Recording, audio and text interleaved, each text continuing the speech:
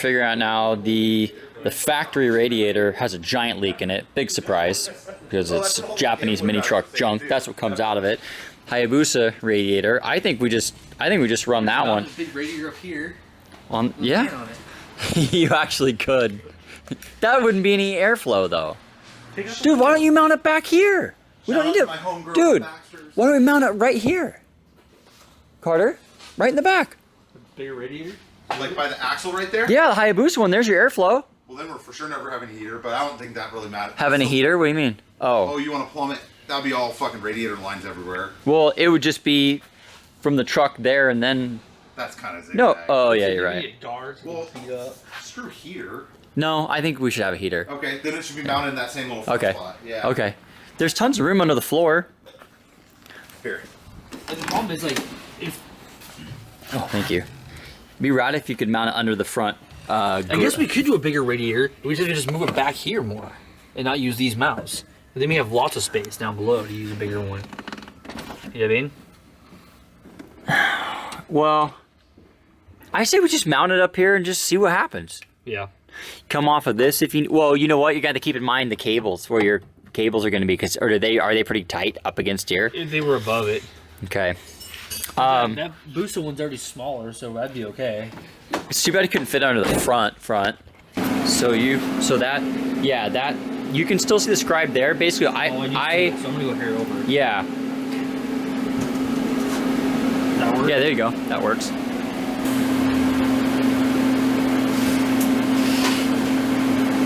I'm getting hungry. Yeah, I know. We should do something. I was just waiting to do these so I can get lunch. No, like actual lobster. Where do you get lobster? Where else would you get red lobster? Red Lobster's like 100 miles away from here. It's not even good though.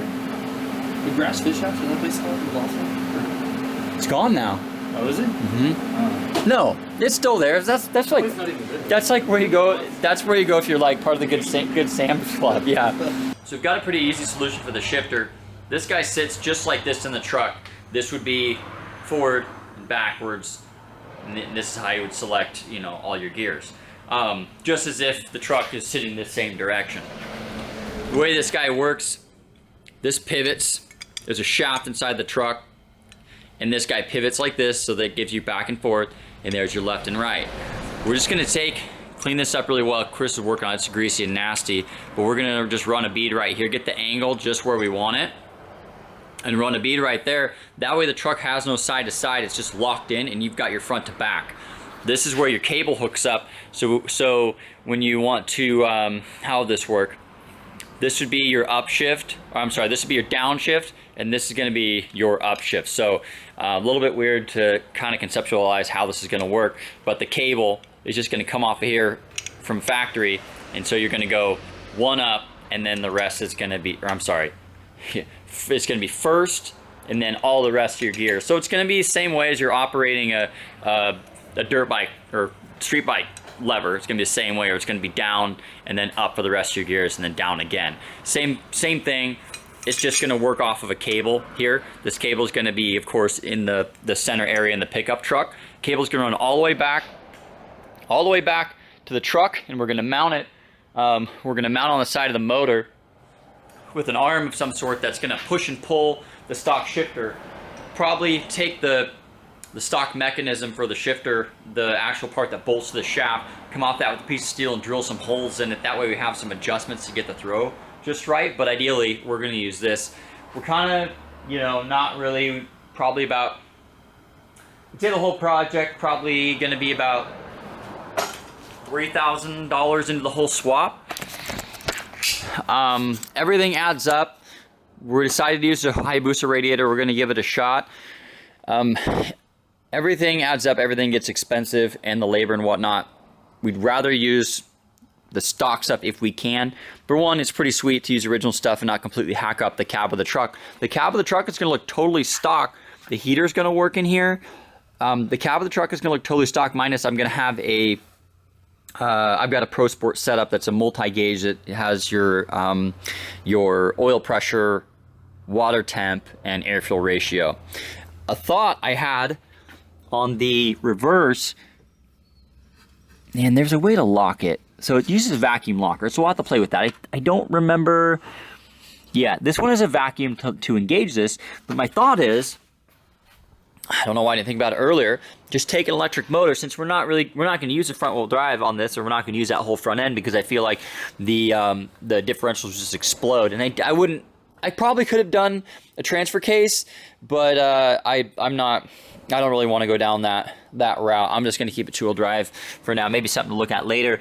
But I can simply mount a electric motor. It'd be nice to have a variable speed electric motor right to that shaft and have a bracket come off to house that motor, and then just use the front wheels to do our reverse. Carter and I went back and forth about, hey, let's put a Tesla motor up there and have it partial hybrid, whatever. But I mean, we'd probably spend $3,000 or $4,000 just trying to get that front end sorted, which would be pretty cool. Maybe something we think about later. But if we have an electric motor up there, what would be neat is if we had a reversing and a forward, so we had two control, and we could, if we needed to get the truck out of a pinch or something, or the Hayabusa motor stopped working or whatever, you could go forward if you wanted. But the main goal here is just to get reverse, and that's a pretty good option since it has the option to lock, to engage and disengage. It's never going to be spinning, which works out really good. So that's kind of what I'm thinking on the reverse. Also, what we're going to do with this truck bed, we're going to put some cotter pins in here. Some of the pins you see for like the hood style pins, threaded pins with like the cotter style latch, or the pin that goes through and loops over, and see if we can weld a hinge from here to here on the bed. That way we want to work on the truck, we simply pull a pin out here, pull a pin out of the other side, and the whole truck bed will just lift up and stand. That way we can work on it, because this, working on it like this is extremely nice. It's really easy. That's kind of our thought on that.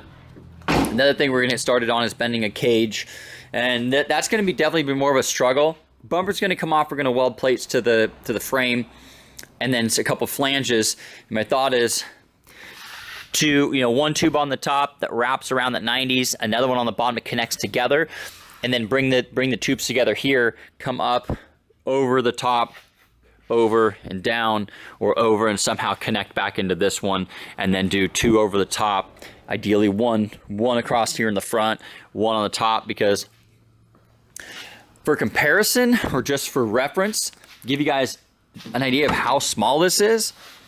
When I sit in this truck, your knees are pretty much, you've got 6 inches between the dashboard and your knees. Between your knees and the actual front of the pickup is about here. You've got about, from here to the front of the truck, you've got about 18 inches. The bumper, you've got about 19 and a half or 20. So you have less than 2 feet between your knees and the front of the truck. There's no room for harness seats in here. And if you crash this truck and a front end collision, you're dead. You're going right through that windshield. So it would be nice to have at least some sort of protection on this thing, because it's like they took a million pop cans, melted them down, and then formed them into the shape of this truck. It's really lightweight. It's really lightweight. I mean, that's just a little bit of force with my hand, and this whole thing is rocking back and forth.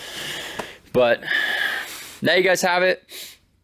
We're going to go ahead and start on doing some of the wiring and get that radiator mounted up and go from there. But a little bit of a mess in here. It's a good time to do this because we're slower. Of course, we still have some projects coming in as well, but this is the main one. To receive a complimentary 6-day stay.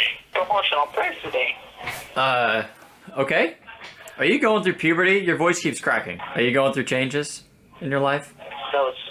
No, sir. Oh, okay. It's not like you're going through puberty, like your voice is crackling and stuff. It was a great time we had, which will give us a great word of mouth. All we ask in return is for A great you to take a tour of A great word of mouth? all the amenities that we have to offer. I don't want a wart of mouth. Do you know what a wart of mouth is? So yes. I don't want a wart of mouth. Do you understand that? Oh, boring. What do we got? So we got a box of Hayabusa goodies. Well, so we got, this is an Aeromotive pressure regulator with the gauge. So basically, since wait, hold on. well, the mini truck, I don't even know. I never. There's not an electric fuel pump on the mini truck. I think it has a mechanical pump or some weird setup. It's nice. So that has in and out, and then a bleed off. So it bleeds the excess pressure. So the high pressure going to the truck is always consistent to where you set it, and it's adjustable from like 25 to 70. So you can vacuum. That's for boost control. That's what I'm saying. So if it's ever turboed, it gives you more pressure. It's boost reference. Well.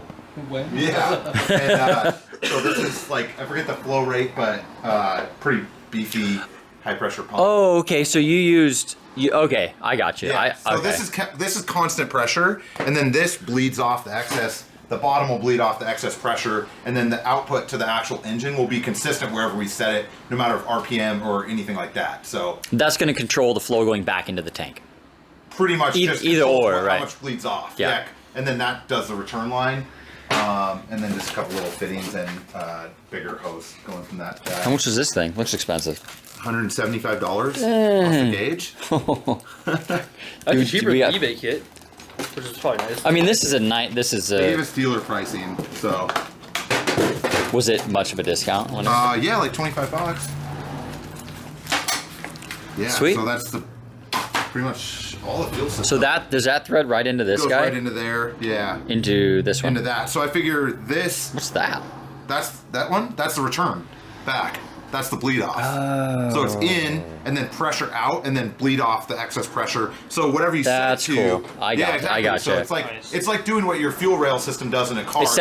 It's taking all the pressure from the pump, sending just what you want to the truck, and then the rest going back to the tank. If you set, Okay. like if you set 50 psi, it'll always only ever have 50 going to the rail of the bike, and everything else bleeds off. Sweet. Nice little gauge. Yeah, with this the water is nice flow stuff. or whatever. Cool. Sweet. That's the fuel system. We'll have at it. Some Some of it. paint, primer. Wish Ed was here for the goosh sound effects. One that fits, that's nice.